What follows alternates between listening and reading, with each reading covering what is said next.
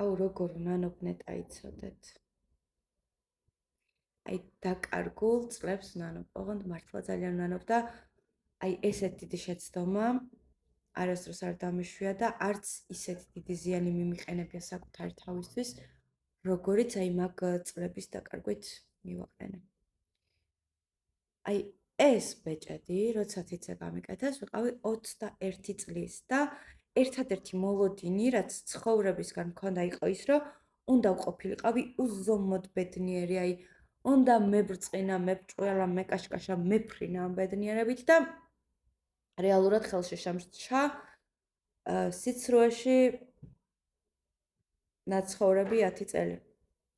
ანუ ფასადური ცხოვრება, ფასადური ოჯახი, როცა ყველას ირგვლივ ვეგონეთ იდეალური წყვილი რო ჩვენ საერთოდ პრობლემა არ გქონდა და ძალიან ბედნიერები ვიყავით, მაგრამ სახლში ერთმანეთს არც კი ველაპარაკებოდით და ვერც კი ვამჩნევდით.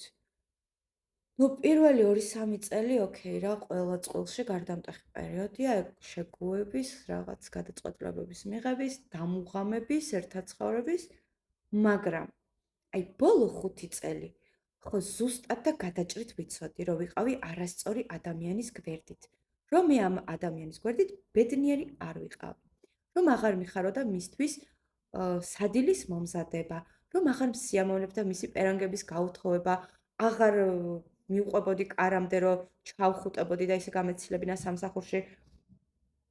აღარ ველოდებოდი ფანჯარასთან როგორც ადრე, არც მაინტერესებდა სად იყო და თუ არ მოვიდოდა უფრო ბედნიერი ვიყავი. აი ხო ვიცოდი, რომ უბრალოდ რაღაც ფუჭხავს და იმედებს ვეღაუჭებოდი, რომ რაღაც შეიცვლებოდა და კიდე რაღაც დავაგდებოდა.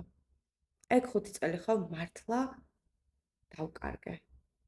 და თუ მე შევძელი ის რომ იმეღო გადაწყვეტილება ამდგარიყავი და წავსულიყავი და თავიდან ნოლიდან ამეწყო ჩემი თავიც და ცხოვრებაც, აი მანამდე რატო ვერ გავბედე? და რისი შემეშინდა. ხო და იმ 5 წელს ვერანაირად ვერ ვპატიობ ჩემს თავს. და ვიცი რომ ძალიან ბევრი ადამიანი ცხოვრობს ანალოგიურ სიტუაციაში. ძალიან რთული არის მესმის მეცოდებიან კიდევაც ეგეთი წყვილები და მინდა რომ ყველამ ნახოს ძალა იმისთვის რომ იბრძოლოს თავის ბედნიერებისთვის, იმიტომ რომ ადამიანი არ უნდა ითმინო რა. თუ ადამიანი არ გაბედნიერებს და არ გიხარია, არ უნდა ითმინო, იმიტომ რომ სხვა ცხოვრება არ გექნება. მართლა აღარ გექნება. და ბედნიერება უნდა იყოს არჩევანი.